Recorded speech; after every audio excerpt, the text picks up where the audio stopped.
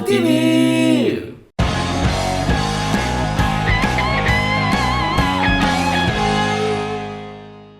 Good morning, Mr. James Wan. Bogart the Explorer is my name. Don't worry about the accent, it's just an accent. This is how I really sounded because I'm a Filipino, full blood. Although my last name is Ho, if they will tell you, it really is.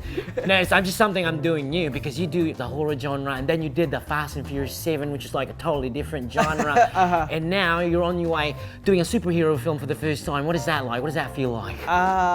It was great. It was good to try something a little bit different, and it was a chance to play with a character that's never really been done before on the big screen. Yeah, exactly. It's like first time a lot of things like shooting underwater as well.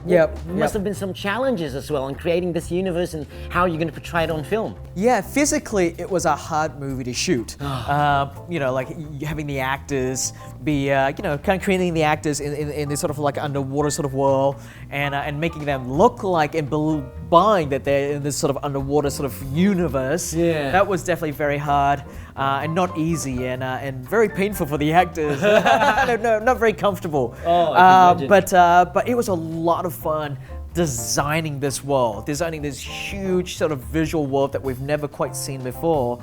And that was really refreshing. It's like an entire part of the DC universe. Everything underwater, basically you created from scratch. Where did you draw the inspiration for that? The ocean. That was the biggest inspiration, like just the visual look, the characters, the creatures, and looking at the ocean and seeing how corals are made. Yeah. And so we thought, maybe in Atlantis, they don't built, like their cities like how we do it with steel beams and bricks and stuff like that. Yeah. Maybe they grow their city like corals do and upwards and bioluminescent, brings it life and so a lot of the visuals we were heavily inspired by the marine life. So in the future, is there like a specific direction that you might want to take Arthur Curry or Aquaman, just in case you might want to direct the next, sequels to it? Is there a specific direction that you might want to take it, or it might go? I haven't thought that far just yet.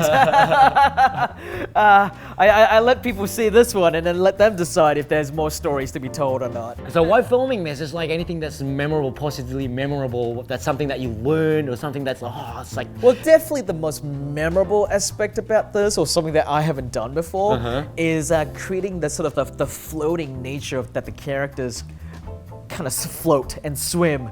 And that is a technique that, even a simple scene of two people talking, if this was in a movie right now, you would be on a harness floating in there and it would be so uncomfortable. Your hair would be sort of slicked back and your costume would be sort of pulled back and stuff like that, and then visual effects would come in and add in all this stuff to make it look like we're underwater. So it really it goes down to the actors as well. I mean, they really have to take in that pain and show the character as is. So when it comes to casting, because a lot of major people in this movie, is there like a specific direction that you went when it came to casting, especially with your main star? I just try to cast the people I want to work with. That's always very important. Tolerate pain.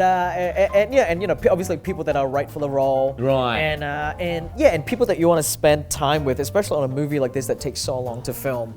You want to make sure people are willing to kind of go those extra steps. And that they'll be excited about it. Exactly. And speaking of people, what's like the message that you want people to take away after watching this film? I mean, is there like a battle between humans and Atlanteans because humans have been polluting the water? Is that like part of the message that you want to take away? It is a big part of the message about the ocean makes up 70% of our planet. Right. And everything, like our food source come from there, water comes from the ocean as well. So if we don't kind of respect it, it's a vicious environmental cycle, and so it has these environmental sort of themes to it, but kind of it's like in the background. Yeah, exactly. It's serious stuff. Yeah, that serious stuff, but it's in the background. But it's a fun movie altogether. That's right. Definitely, and which is why it's so amazing, because when you talk about Aquaman or Arthur Curry in general, before this movie, he's like the butt of all jokes in the superhero world, and now you've come, and I've seen the movie, and made him, oh my goodness, he's a legitimate superhero. Is that really what you wanted to show? Yeah, definitely. I wanted to, show people that he's a really cool character and he's one that can stand on his own. Oh man, what is the future for James Wan now? What is you planning to do? Because you've been doing multiple genres now, and you've the superhero film now. What are you planning in the future? I want to take a really long nap after this film. That's what I'm doing next. I'm gonna go sleep. After all the promotions. Well, thank you very much. Thank Mr. you, James bro. Wan. Take Oh my care. goodness, amazing. Can I have Appreciate like a photo with you? Yeah, for sure.